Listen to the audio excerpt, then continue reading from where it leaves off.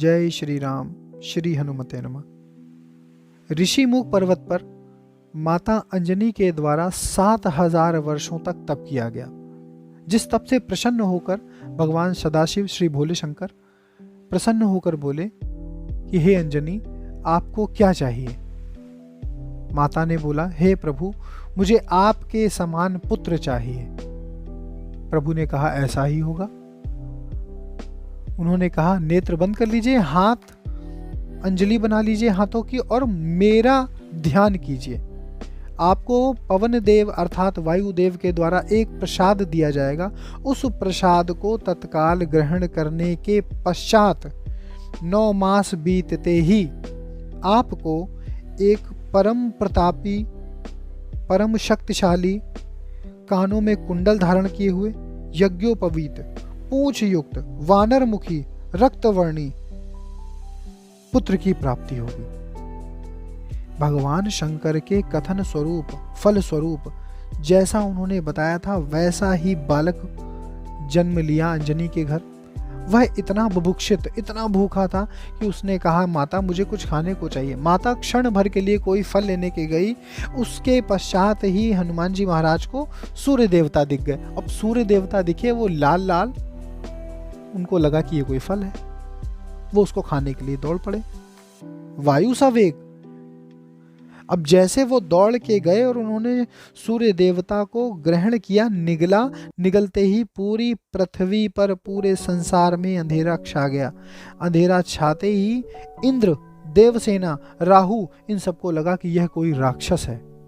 इनके द्वारा हनुमान जी पर अटैक किया गया, आक्रमण किया गया और हनुमान जी पर इंद्र के वज्र के द्वारा उनकी ठुड्डी पर प्रहार किया गया। हनु का मतलब होता है ठुड्डी। इसी के पश्चात से हमारे हनुमान जी का नाम हनुमान पड़ा। वायुदेव ने देखा कि मेरा पुत्र धरती पर मूर्छित पड़ा है। ज्ञात करने पर पता चला कि इन पर इंद्र के द्वारा प्रहार किया गया। वायुदेव ने कहा, जिसने मेरे पुत्र हनुमान को मारा है, ऐसे इंद्र को मैं तत्काल मार डालूंगा। और ऐसा कहते ही उन्होंने श्वासोच्छ्वास ऊपर की ओर खींचते हुए समस्त वायु को अपनी ओर खींच लिया। इतनी विषम परिस्थितियों को देखते हुए सभी देवतागण सीधे भगवान वायुदेव के समक्ष प्रकट हुए और एक एक करके वायुदेव को मनाने लगे। किंतु वायुदेव का एक ही बात कहना था, जब तक मेरा पुत्र जीवित नहीं हो जाएगा, मैं इस पृथ्वी पर एक भी देवता को जीवित नहीं रहने दूंगा, मैं सबको नष्ट कर दूंगा। विष्णुदेव प्रकट हुए। विष्णुदेव ने कहा, हे पवनदेव, इस पूर्ण पिंड से आपका पुत्र उत्पन्न हुआ है। वह अत्यंत निर्भय और ब्रह्मा के कल्प पर्यंत तक चिरंजीवी होगा। अर्थात हनुमान जी महाराज को चिरंजीवी होने का प्रथम आशीर्वाद किसने दिया? विष्णु भगवान ने।